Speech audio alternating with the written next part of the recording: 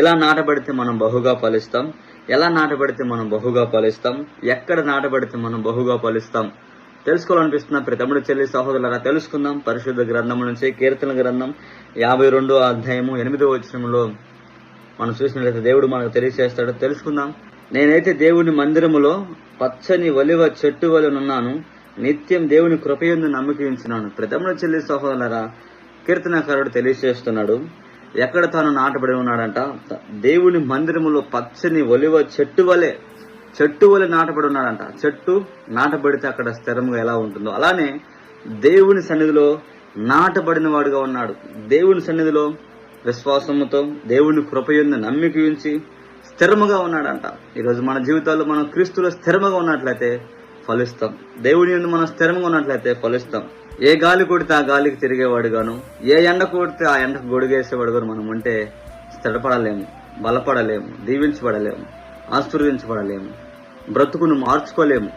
అదే దావీదు తెలియజేస్తున్నాడు. కష్టాలు వచ్చినా, శ్రమలు వచ్చినా, బాధలు వచ్చినా, ఇబ్బందులు వచ్చినా, దేవా నిత్యం నీ కృపయందు నమ్మిక ఉంచున్నాను, చెట్టు వలె నీ సన్నిధిలో ఉన్నాను, నాటబడిన వాడిగా ఉన్నానని దావీదు తన అనుభవం నుంచి తెలియజేస్తున్నాడు. ప్రతి తమ్ముడు చెల్లి సహోదరులారా దేవుని మందిరంలో మనం నాటబడిన వారిగా ఉన్నట్లయితే వర్ధిల్లుతాం. దేవునిలో మనం నాటబడిన వారిగా స్థిరమైన వారిగా ఉన్నట్లయితే మనం వర్ధిల్లుతాం. దుష్టులు అలాగుండక గాలికి చెదరకొట్టు పొట్టు వలె ఉంటారంట. దుష్ట ఆలోచనలు కలిగి, దుష్ట తలంపులు కలిగి, దుష్ట ఆలోచనలతో కూడి మనం చేస్తున్న భక్తి గాని, ఆలోచనలు గాని, క్రియలు గాని దుష్టత కలిగినట్లయితే మనం చెదరగొట్టబడే వారిగా ఉన్నాం. కానీ దావీదు అలా లేడు. నేను చెట్టు వలె నీ సన్నిధిలో ఉన్నాను, నీ కృపయందు నమ్మిక ఉంచున్నాను. ఎక్కడ నిలబడి ఉన్నాడంట? చెట్టు వల్ల దేవుని యందు నిలబడి ఉన్నాడంట, స్థిరముగా నిలబడి ఉన్నాడంట. ఈరోజు మరి మనం స్థిరముగా దేవుని యందు ఉన్నట్లయితే బహుగా ఫలిస్తామని లేఖనం చెప్తుంది, దేవుడు చెప్తున్నాడు.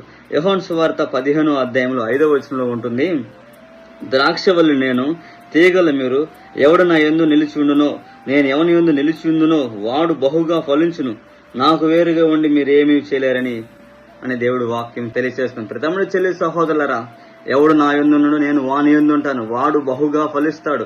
అయితే నాకు వేరుగా మీరుంటే మీరేమి సాధించలేరని వాక్యం అంటుంది. అదే దావీదు తెలియజేస్తున్నాడు. దేవునికి వేరుగా ఉండి మనం ఏం చేయలేము.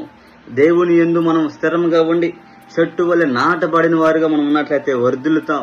నాటబడిన వారు ఉన్నట్లయితే మనం బహుగా ఫలిస్తాం. జీవం ఆయనే, రక్షణ ఆయనే, ఆశీర్వాదం ఆయనే, సమస్తం ఆయనలో ఇమిడి ఉన్నాయి. కాబట్టి మనం ఆయనలో ఉన్నట్లయితే మనం బహుగా ఫలిస్తాం అని దావీదు మహారాజు తెలియజేస్తున్న ప్రతి తమ్ముడు చెల్లి సహోదరులారా ఈరోజు మరి ఎలా ఉన్నావు? స్థిరముగా మరి దేవుళ్ళు ఉన్నట్లయితే నువ్వు బహుగా ఫలిస్తావు. ఎక్కడ? దేవుని సన్నిధిలో నాటబడిన వాడుగా ఉండాలి. నాటబడిన వాడుగా నీవు ఆయన సన్నిధిలో ఉండాలని తెలియజేస్తున్నాడు దావీదు మహారాజు. కాబట్టి ఈరోజు మరి నాటబడిన వారుగా నువ్వు ఉన్నట్లయితే బహుగా ఫలిస్తావు, బహుగా ఆశీర్వదించబడతావు, బహుగా గొప్పవాడిగా దీవించబడతావు. కాబట్టి దావీదు నాటబడిన వాడుగా ఉండి దీవించబడ్డాడు. యేసేపు దేవునిలో ఫలించే కొమ్మగా తాను స్థిరపడ్డాడు. ఈరోజు మరి మీ జీవితాలు, మీ బ్రతుకులు అన్ని ఫలింపాలంటే మొదటగా మీరు నాటబడిన వారిగా స్థిరత్వము కలిగిన క్రీస్తు ద్రాక్షవల్లిలో ఉన్నట్లయితే మీరు దీవించబడతారు, ఆశీర్వదించబడతారు, ఉన్నతమైన స్థితికి వెళ్తారు.